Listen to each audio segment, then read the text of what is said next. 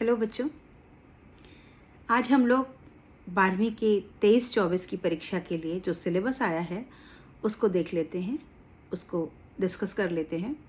CBSE की site पर ये सिलेबस आपको मौजूद है, आप वहाँ से डाउनलोड कर सकते हैं और देख सकते हैं। लिंक मैं आपके साथ शेयर कर दूँगी। इसके आज चर्चा कर लेते हैं। हिंदी आधार, इसका कोड है 302।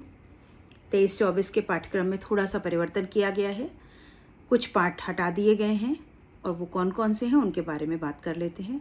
आपका प्रश्न पत्र 2 खंडों में आएगा, आ और बा, 2 पार्ट होंगे। आ खंड भी 40 नंबर का होगा और खंड बा भी 40 नंबर का होगा। ये 80 नंबर का प्रश्न पत्र होगा। इसमें 20 नंबर जो आपके बचते हैं 100 में से, वो आपके परियोजना कार्य के और लेखन कार्य के होंगे।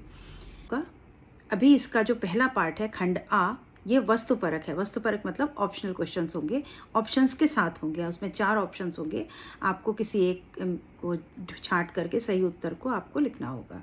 अभी पहला प्रश्न आएगा अपठित बोध, यानी अपठित होंगे 15 नंबर के। पहला अपठित गद्य होगा जिसमें से आपको 10 प्रश्न आएंगे, जिसमें ऑप्शंस होंगे। एक सही उत्तर छांट के लिखना होगा। 10 नंबर का, एक नंबर के 10 प्रश्न। एक पद्य आएगा, कोई कविता आएगी जिसमें से 5 प्रश्न होंगे, ऑप्शंस के साथ सही उत्तर छांट के लिखना होगा। 5 प्रश्न यानी 10 और 5 15 नंबर। उसके बाद आपकी माध्यम अभिव्यक्ति की जो पुस्तक है उसका पाठ संख्या 3, 4, 5 के से आधारित आपके पास ऑप्शनल क्वेश्चंस आएंगे। 5 प्रश्नों के ऑप्शंस दिए होंगे, आपको छांट करके उत्तर। 10 नंबर का आएगा आपका पाठ्य पुस्तक से, जिसमें कि पठित काव्यांश होगा, उसमें कविता कोई होगी, उसके 5 प्रश्न होंगे, ऑप्शंस के साथ होगा। फिर अपठित गद्य होगा 5 नंबर का पुस्तक से, और उसमें भी 5 प्रश्न होंगे, ऑप्शन के साथ सही उत्तर छांट करके लिखना होगा। 5 नंबर के 2 पैराग्राफ होंगे, यानी 10 नंबर ये हो गए।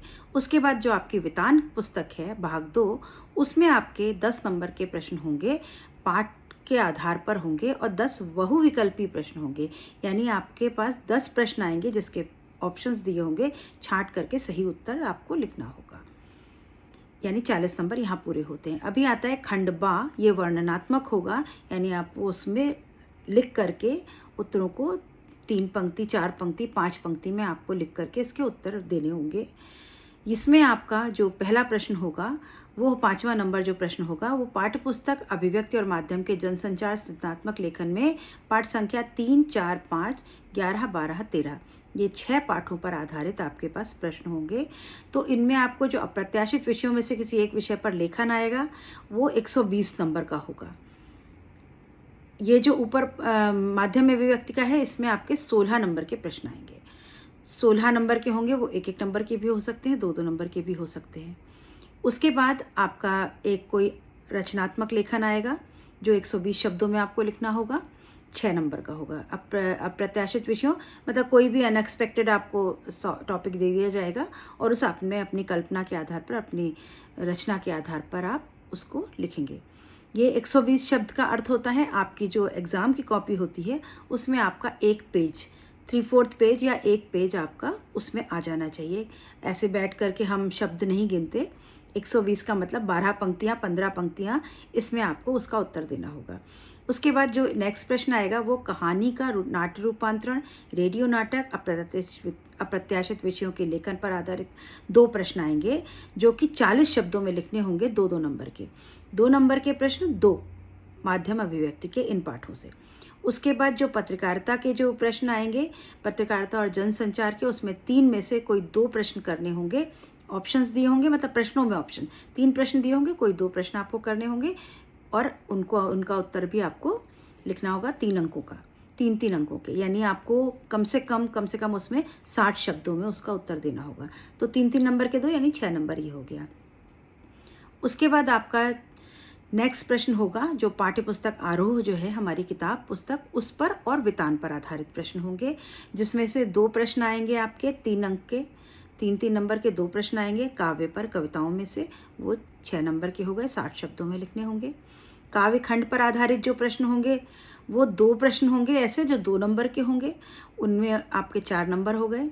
फिर गद्य में से जो कहानियाँ हैं, उनमें आपके 2 प्रश्न आएंगे, 3 नंबर के, यानी 6 नंबर हो गए, और 2 प्रश्न आएंगे 2 नंबर के। वो यानी 4 प्रश्न हो गए। अभी वेतान में से आपके 2 प्रश्न आएंगे 2 अंकों के।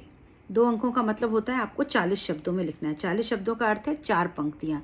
4 से 6 पंक्तियों के बीच में आपको प्रश्न का उत्तर देना होगा। तो 4 नंबर का प्रश्न ये हो गए, यानी 40 नंबर का ये वर्णनात्मक हो गया। उसके बाद आपका श्रवण, वाचन और परियोजना कार्य के 10-10 नंबर आपके, जो आपका इंटरनली जो एग्ज़ाम होता है स्कूल में, विद्यालय में जो आपकी परीक्षा होगी, उसमें आपको 20 नंबर मिलेंगे। जैसे अन्य विषयों में आप प्रैक्टिकल देते हैं, इसी तरह हिंदी में आपको ये परियोजना कार्य और श्रवण वाचन पर आपको 20 नंबर मिलेंगे। तो यहाँ आपके 100 नंबर पूरे होते हैं। सिलेबस में कुछ खास ऐसा अधिक परिवर्तन नहीं है। अभी यहाँ पर बताया गया है कि आरोह के कुछ पाठ जो हटा दिए गए हैं हमारे सिलेबस से, पाठ्यक्रम से। आरोह में काव्य खंड में एक गजानन मुक्तिबोध का सहर्ष स्वीकारा है कविता, पूरी की पूरी कविता हटा दी गई है। और फिराक गोरखपुरी के 2 हैं गज़ल और रुबाइयाँ। तो रुबाइयाँ कोर्स में है, आपकी गज़ल जो है वो हटा दी गई है।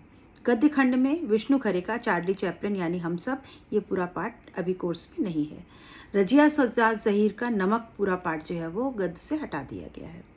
आपके वितान में एक पाठ हटा दिया गया है, एन फ्रैंक डायरी के पन्ने, ये आपका एक पाठ जो है वो वितान में से हटा दिया गया है।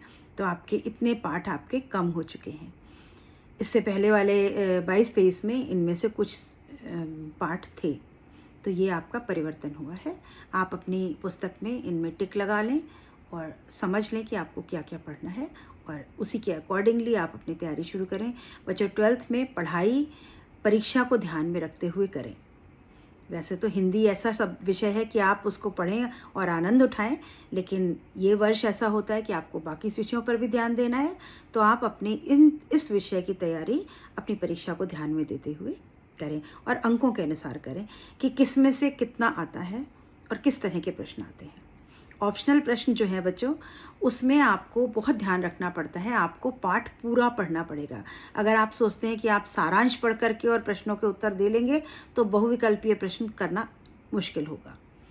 जो वर्णनात्मक प्रश्न हैं उनके उत्तर तो आप सारांश पढ़ के लिख सकते हैं, लेकिन आपको ऑप्शनल प्रश्न करने के लिए आपको पाठ को एक बार कम से कम लाइन बाय लाइन पढ़ना होगा और कुछ जो इम्पॉर्टेंट बातें हैं उसकी वो महत्वपूर्ण उनको अंडरलाइन करना होगा, जिससे आप अपने एग्ज़ाम के समय, परीक्षा के समय एक बार रिवीजन करते समय उनको पढ़ सकें। ये जो मुख्य बिंदु हैं, ये हर पाठ का मैं आपको अपने चैनल पर दूंगी, और जिससे आपको मदद मिलेगी और आप अपने अच्छे नंबर ला सकेंगे। आज के लिए इतना ही।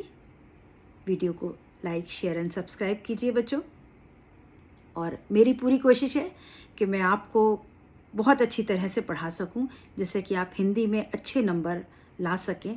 80 में आप 75-78 तक आ जाएं, 78-79 तक ले आएं। और अगर आप भी मेरा थोड़ा सहयोग करेंगे तो मुझे विश्वास है कि आप अच्छे नंबरों से पास होंगे। और आपको वीडियो देखने के लिए धन्यवाद। मिलते हैं अगले वीडियो में।